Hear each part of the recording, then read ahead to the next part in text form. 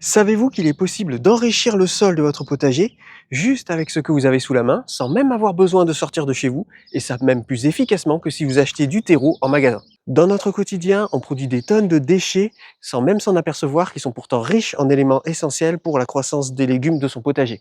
Certains de ces déchets, par exemple, sont riches en potassium et le potassium est essentiel pour la production des légumes, pour les légumes de la famille des solanacées. Ça permet par exemple d'améliorer la production de vos pieds de tomates et d'avoir des tomates de bien meilleure qualité.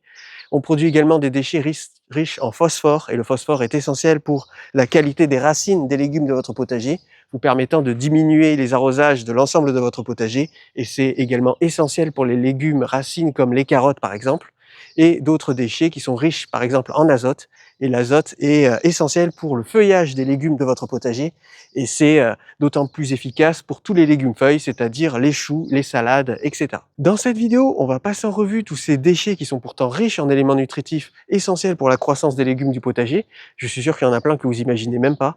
On va voir les effets qu'ils ont indépendamment sur la qualité de vos légumes de votre potager et sur la productivité. Et on va voir également les dosages et comment bien les appliquer.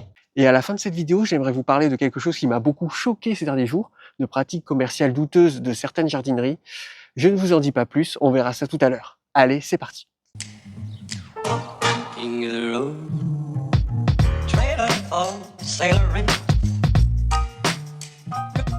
Je m'appelle Alex et bienvenue sur la chaîne Personne connaît. Un des objectifs de cette chaîne, c'est d'améliorer votre pouvoir d'achat en vous incitant à faire un maximum de choses par vous-même au lieu de les acheter. Et pour ce faire, j'ai créé une playlist qui s'appelle Un potager géant pour 0 €, où dans cette playlist, vous retrouverez l'intégralité de toutes mes vidéos conseils pour avoir du paillage gratuit en illimité, du terreau gratuit en illimité, des graines gratuites en illimité, faire toutes les structures de son potager pour pouvoir tutorer l'intégralité de son potager pour presque rien, etc., etc. Et je compte bien encore continuer à faire cette playlist. Les deux meilleurs moments où c'est le plus intéressant de bien enrichir le sol de son potager, c'est au printemps et en automne. Pourquoi ? Pour plusieurs raisons. La première raison déjà, c'est que le sol de votre potager est suffisamment bien réchauffé et du coup tous les micro et macro-organismes qui sont responsables de la décomposition sont à leur pic d'activité. La seconde raison, c'est que les sols sont encore suffisamment humides. Donc tous ces micro et macro-organismes sont sur la surface des sols, alors que si vos sols étaient secs, là ils se situeraient plutôt en profondeur. La troisième raison, c'est que tous les éléments que vous allez apporter vont commencer à se décomposer et dans environ 2 à 4 semaines, vous allez pouvoir commencer d'ores et déjà à installer vos cultures. Et là, une fois que vos cultures seront installées, dès le début de croissance, ils auront directement des nutriments disponibles pour avoir une croissance optimale. Et la dernière raison, c'est que ça va vous permettre d'éviter les grosses pluies hivernales. Ça va vous permettre d'éviter les effets du lessivage qui aurait réduit à néant tout votre travail. Le lessivage qui est dû aux grosses pluies hivernales qui arrivent autour de décembre, janvier et février. Je vais vous faire une démonstration pour vous montrer comment fonctionne le phénomène du lessivage.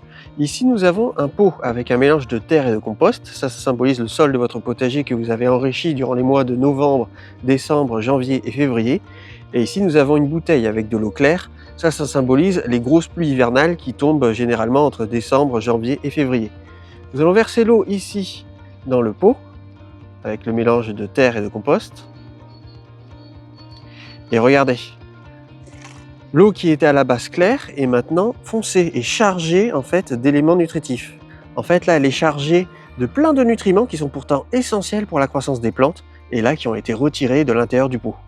Et là, dites-vous qu'on a versé que l'équivalent d'un verre d'eau. Je vous laisse imaginer les litres et des litres de pluie qui tombent ainsi sur le sol de votre potager et qui après rincent, lessivent tous les bons nutriments que vous lui avez pourtant apportés initialement. C'est pour ça que moi, dans ma stratégie de culture, j'apporte les nutriments essentiels, j'enrichis le sol du potager que vraiment au dernier moment. Car ça va être pile poil à l'implantation des cultures, quelques semaines, voire un mois au maximum.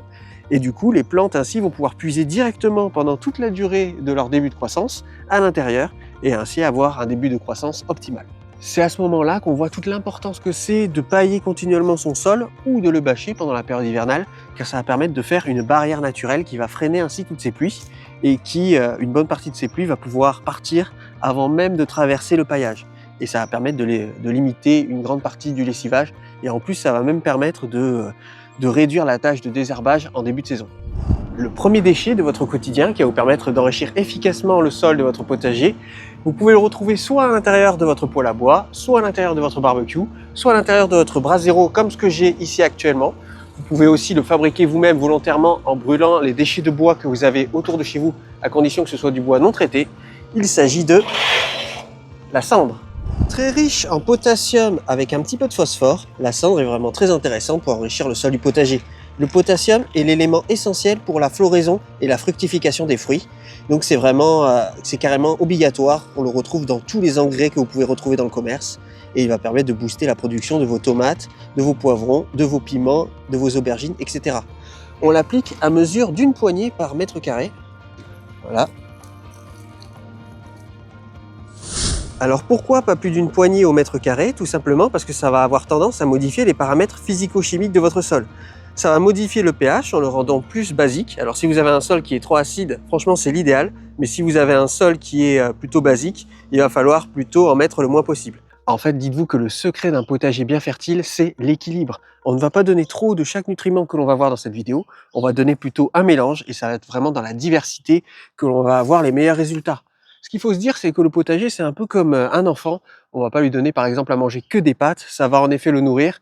Mais par contre, si vous lui en donnez trop, il va faire une indigestion. Un potager, c'est exactement la même chose. C'est vraiment dans la diversité des éléments nutritifs, c'est vraiment dans la diversité des choses que vous allez lui apporter que là, vous allez avoir les meilleurs résultats. Une autre ressource très intéressante que vous produisez quasiment toutes les semaines à partir du moment où vous avez un jardin et qui est très intéressante pour votre potager, c'est ceci.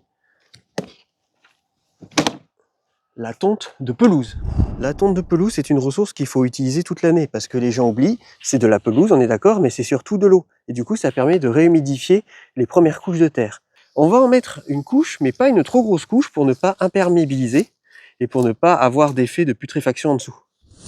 La tonte de pelouse a l'avantage de se décomposer très rapidement et elle va très rapidement recharger les stocks d'azote de votre sol, l'azote servant surtout à la qualité du feuillage des légumes de votre potager et c'est d'autant plus efficace pour vos cultures de salade, de choux ou de blettes ou tous les autres légumes feuilles. Ne mettez jamais une trop grosse couche de tonte de pelouse parce que sinon ça risque de fermenter en dessous et du coup ça pourrait asphyxier votre sol. On en met de façon éparse. Et là, vous voyez, le gros intérêt, c'est que ça va stimuler les micro-organismes et les macro-organismes, les vers de terre qui vont faire des allers-retours entre la couche d'herbe et les profondeurs du sol pour pouvoir manger l'herbe. Et du coup, ça va bien aérer le sol, pile au moment de l'implantation des cultures d'été. Un autre déchet du quotidien qui est pourtant bien plus efficace que le terreau du commerce pour enrichir efficacement le sol du potager, c'est la fiente de poule. Dites-vous qu'il y a carrément certaines civilisations qui sont devenues dépendantes des fientes des oiseaux, car ils vivent sur des terres très peu fertiles, et ils sont du coup obligés d'aller chercher les fientes des oiseaux et d'aller s'en servir pour fertiliser les sols des cultures. La fiente des poules est l'équilibre parfait NPK, c'est-à-dire azote, phosphore et potassium. Il est similaire en efficacité que de l'engrais de synthèse.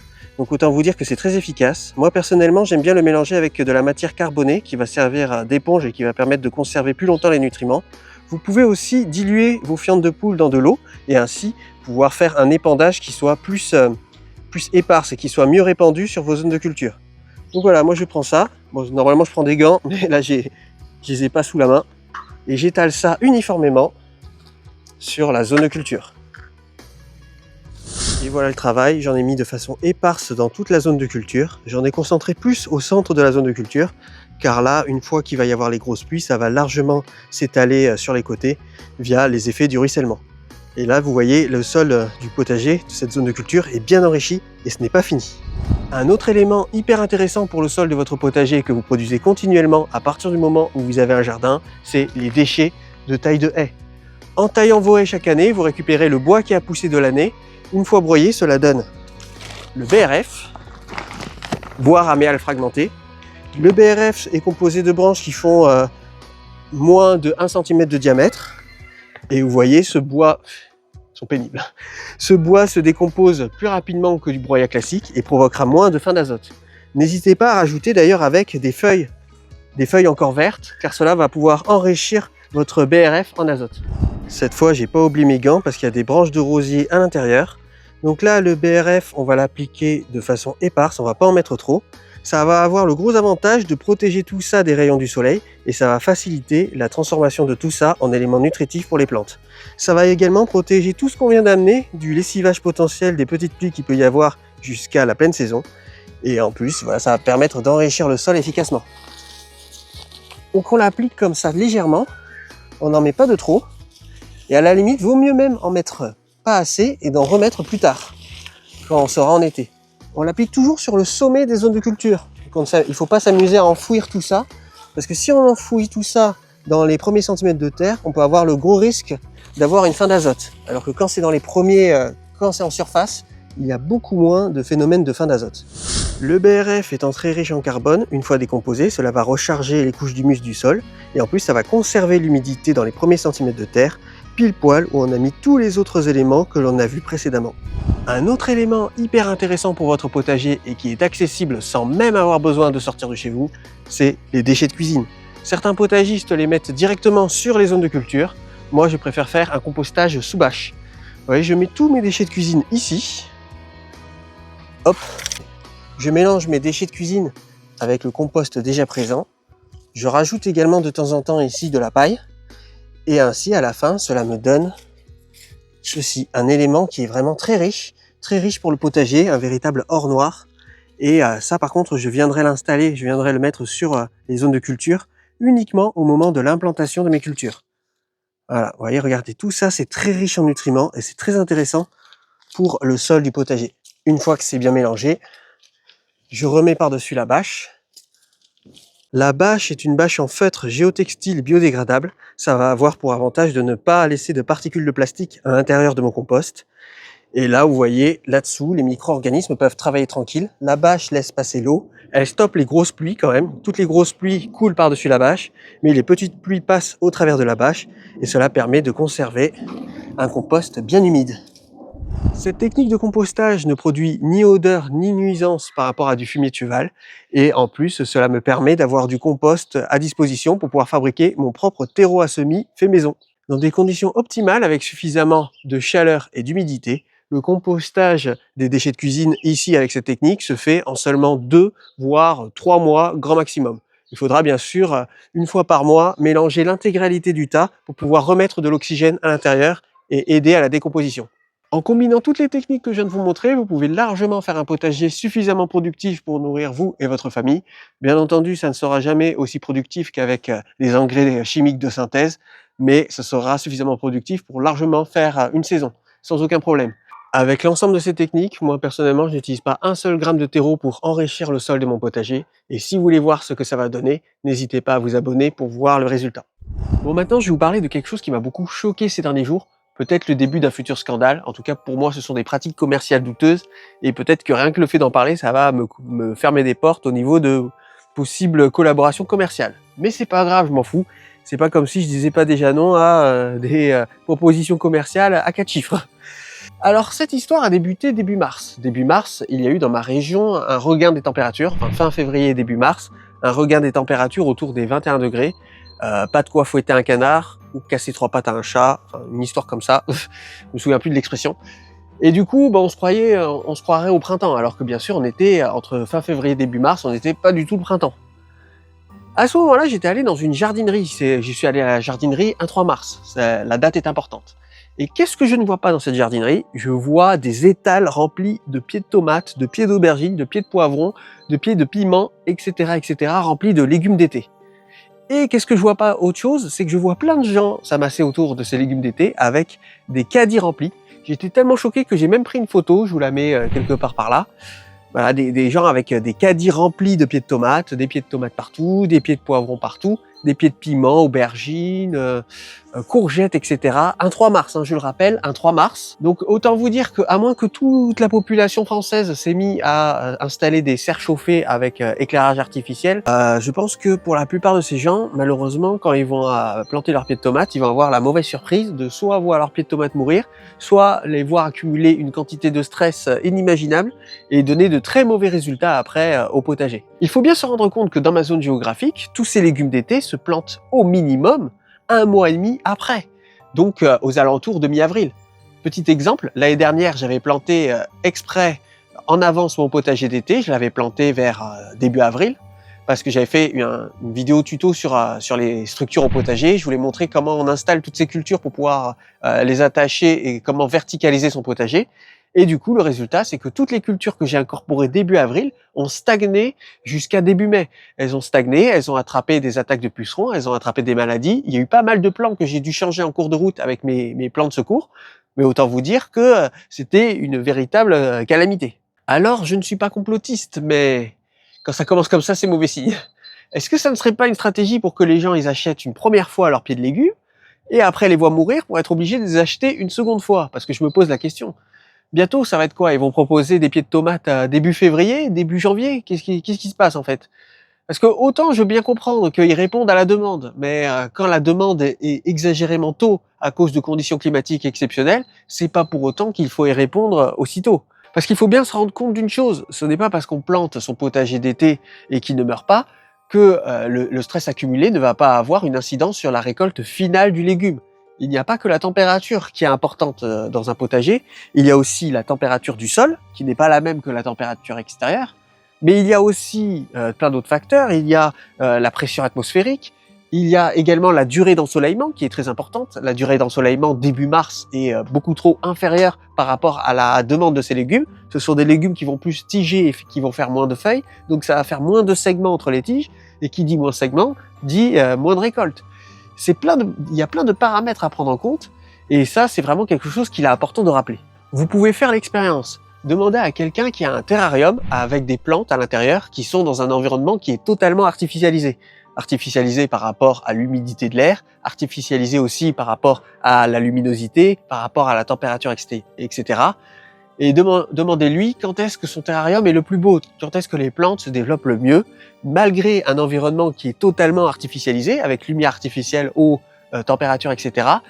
Son terrarium sera quand même s'il est totalement isolé de l'extérieur, sera quand même beaucoup plus beau en fait pendant les périodes estivales par rapport aux périodes hivernales.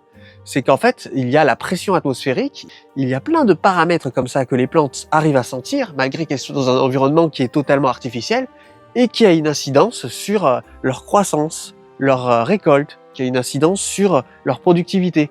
C'est des paramètres qui sont intrinsèques en fait de la mémoire génétique de la plante, et ce sont des paramètres qui ne peuvent être changés d'aucune façon. Le message que j'aimerais faire passer à travers cette vidéo, c'est qu'il faut se méfier de la société de consommation.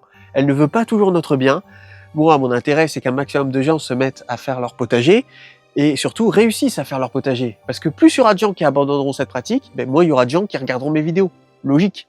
Alors que la société de consommation, leur intérêt, c'est que vous achetiez une première fois tout votre matériel, qu'après vous soyez obligé de racheter une seconde fois votre matériel, et qu'après vous soyez obligé de renouveler une troisième fois votre matériel, etc., réalimentant constamment la machine. Ne vous faites surtout pas avoir par la société de consommation. Un potager d'été planté en pleine terre dans son jardin en extérieur, ce sera début mars, mais uniquement si vous habitez au Caire.